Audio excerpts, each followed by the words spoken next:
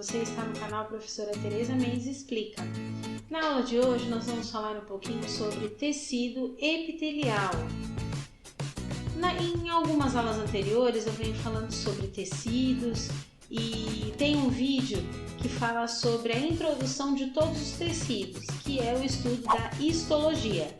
Se você perdeu esse vídeo, clica no card aqui em cima e você terá um resumo desse assunto. A aula de hoje é um pouquinho mais específica, falando apenas do tecido epitelial. Antes de começar a falar desse tecido, eu vou lembrar você de não se esquecer de se inscrever no canal, ativar o sininho de notificação para não perder nenhuma aula, nenhum vídeo novo. E, é claro, se você puder compartilhar os nossos vídeos, nós agradecemos e podemos continuar produzindo cada vez mais vídeos legais aí para vocês, tá bom? Se tiver alguma dúvida, pode deixar nos comentários, tá? Então, vamos falar sobre tecido epitelial. O tecido epitelial, ele tem duas funções específicas, né? Tem a função de revestimento e possui também a função de secreção. Para quem não lembra, secreção é a produção de substâncias. Mas antes da gente falar dessas funções aí tão específicas desse tecido, nós vamos falar sobre a característica principal dele, que é algo que só ele tem, né? Que é justamente o que caracteriza esse tecido, que é as células deles são células chamadas de justapostas, né? Então elas são células bem grudadinhas uma na outra, não tem esse espaço entre as células que os outros tecidos têm. Então, células justapostas. Então, com isso, esse tecido ele tem pouca ou às vezes quase nenhuma vascularização. Então, eu posso colocar que ele é sem vasos sanguíneos. É claro que esse tecido ele precisa estar intimamente ligado com o tecido conjuntivo para que possa fazer a sua nutrição, né? Para vocês saberem um exemplo desse tecido, um exemplo clássico desse tecido, é a nossa pele, né? Então, a nossa pele ela é constituída de tecido epitelial para revestimento, obviamente que serve bastante para proteção da superfície, não só da superfície, mas como de órgãos e cavidades corporais. Então, é super importante lembrar que esse revestimento ele serve para proteção. Então, tanto interna quanto externa, tá? Esse tecido ele também tem a função de secreção, que é através das glândulas. As glândulas são as grandes produtoras de substâncias no nosso corpo.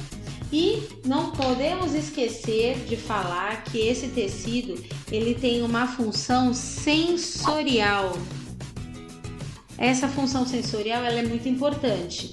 Ela serve tanto para o tato, né, quanto para o olfato. Nossa, mas o que tem a ver o olfato com a pele? Na verdade, com a pele nada, mas tem com a parte interna da narina, onde ficam os pelos. Esses pelos, né, que é chamado de neuroepitélio, né? Então isso serve como uma função olfativa, tá? Então a sensorial ela serve para esses dois tipos de sentidos, tá? Bom, vamos falar um pouquinho. Nós temos vários tipos de tecidos epiteliais. Nós temos aquele tecido que a gente chama de tecido simples, porque é aquele que tem apenas uma célula, que é aquele que cobre as fossas nasais, os órgãos internos, como a traqueia, os brônquios, alvéolos, os vasos sanguíneos, os túbulos neurais, o estômago. Então, esse aqui é da parte interna. E da parte externa, também tem a parte interna aqui, mas na parte externa nós temos aí a pele, né? E tudo que tem contato com o meio externo, que é a boca e a bexiga, a uretra. Então tem contato com também substâncias que vão para fora do nosso corpo, tá? Então essas glândulas, nós temos as glândulas que nós chamamos de glândulas exócrinas. Essas glândulas exócrinas, elas vão produzir alguma substância que será jogada para fora do corpo ou lançada em alguma cavidade, tá? Então o exemplo dessa glândula aqui a gente pode citar a glândula mamária, a glândula salivar, tá bom? Aí nós temos também a endócrina. No caso da endócrina, nós temos aí uma glândula que produz a substância que é utilizada dentro da própria corrente sanguínea, tá? Como, por exemplo, a tireoide, a paratireoide, que produzem hormônios. E nós temos as glândulas que são chamadas de mistas.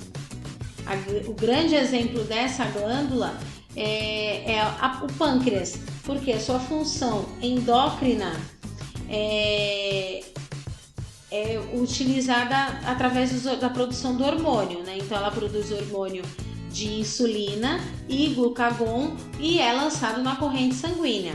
Agora a gente tem a parte exócrina dessa glândula, que é o pâncreas, que produz aí o suco pancreático e faz com que esse suco pancreático ajude na digestão, né? Ele é lançado aí no intestino delgado, né?